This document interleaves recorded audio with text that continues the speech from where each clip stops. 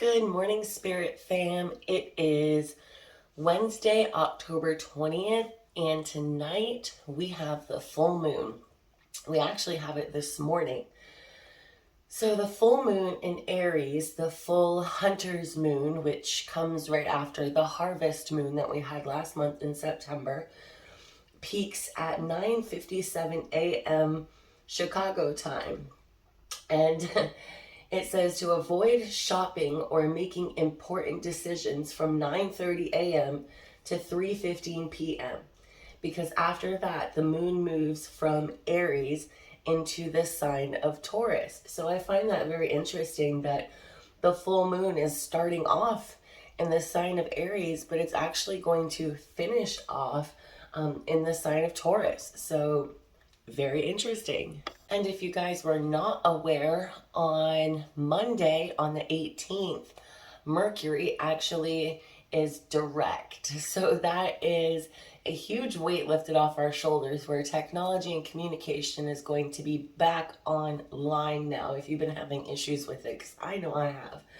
And then also on October 6th, Pluto, the planet of destruction and regeneration, ended its retrograde and also went direct.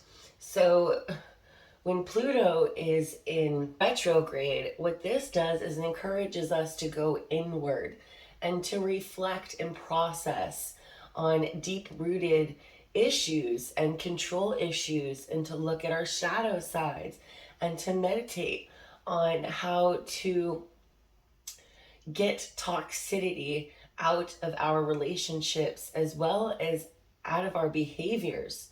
So now that we have Pluto direct, we have Mercury direct, this is a great time for us to really release everything that is no longer serving our highest good tonight with this full moon.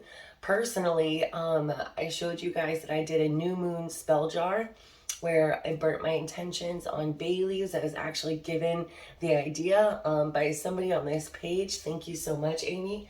And I'm going to do another one. I'm going to do another spell jar tonight for the full moon, and I'm going to burn my releases and put the ashes in the spell jar, because the one that I made on the new moon for my intentions, they've actually been really already coming true. Like within days after creating my new moon spell jar, things that I've been trying to manifest have really been starting to come into fruition. So I'm excited to do the same thing with the full moon. All right, so let's jump into today's message. So today we have the winter card, the sacredness of pausing. Lightly I step, for the earth falls asleep. A lullaby to rest and pause, the soul's secret to keep. Death is frightening, even though, or perhaps because, it is inescapable. However, as we move into winter, we know it signals a literal and metaphysical death. In some parts of the planet, the extreme weather means snow and ice buries all life, and the ground lies fallow and still. In winter, the earth slows down and there is less light and often more wet weather. Many plants die back, many animals are less active, and traditionally, it was a leaner, more difficult time for those who worked on the land for their living. Winter often brought with it the end of a life cycle, a figurative or literal death. Should the winter card appear to you, it's time to let what no longer serves you die away. Where it seems natural and right to let things that have been bothering you for some time die back, take real action to change those things. Anything that is superfluous, extra, and burdensome, release it. And I could not have pulled a better card for a full moon. I swear I did not go through these and find this out. That's just so crazy. So Spirit is really saying that during this full moon, we really have to let go of what no longer serves us, okay? It's time to let things die that no longer belong in our life. And it's okay. and it brings change with it. And sometimes change is scary. And sometimes the unknown of the new things that are coming to us is also a little frightening. But what's even more frightening, to me at least, is to keep holding on to burdens and to things that are just making our life a burden, So it's really time to release today. You definitely don't have to take it to the extent that I do, but I would recommend journal writing or just think. Spend your day thinking about things that no longer serve you in your life that you want to release. Patterns, behaviors, relationships. This could be jobs, people, friends, family, anything and everything, right down to clutter in your own home, clutter in your workspace. Release and let go is the theme today, okay? And then our affirmation is, there is no satisfaction that can compare with looking back across the years and finding that you've grown in self-control, judgment, generosity, and unselfishness. A quote by Ella Wheeler Wilcox. Make a mental map of your path through life, from infancy up through today. How far you have come. The internal gratitude.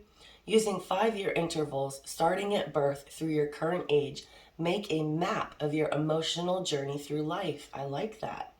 For each 5-year segment, write down something central to your emotional landscape, inner life, or quest during that period of time. When you're done, read your list out loud. What a journey you have taken. Give thanks for all that you have felt and all that you have been. These experiences, all your ups and downs, all your struggles and triumphs, have made you who you are today. External gratitude. Create a map of the people who have been the most influential in your life. Before you begin, remember that those who influence your life are not only those you most love or that most loved you. Sometimes our adversaries are our most profound teachers. Take care to consider all different kinds of people who have impacted your life.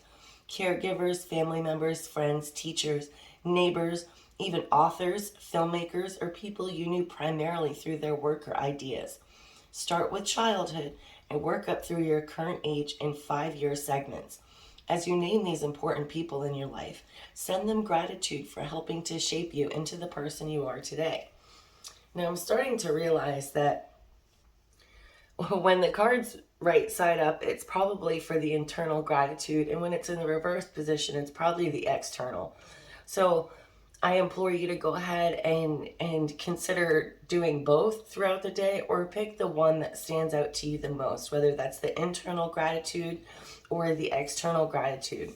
And what I really like about this is that Monday we were really asked to think about what we had accomplished this last year and what we are proud of ourselves for accomplishing.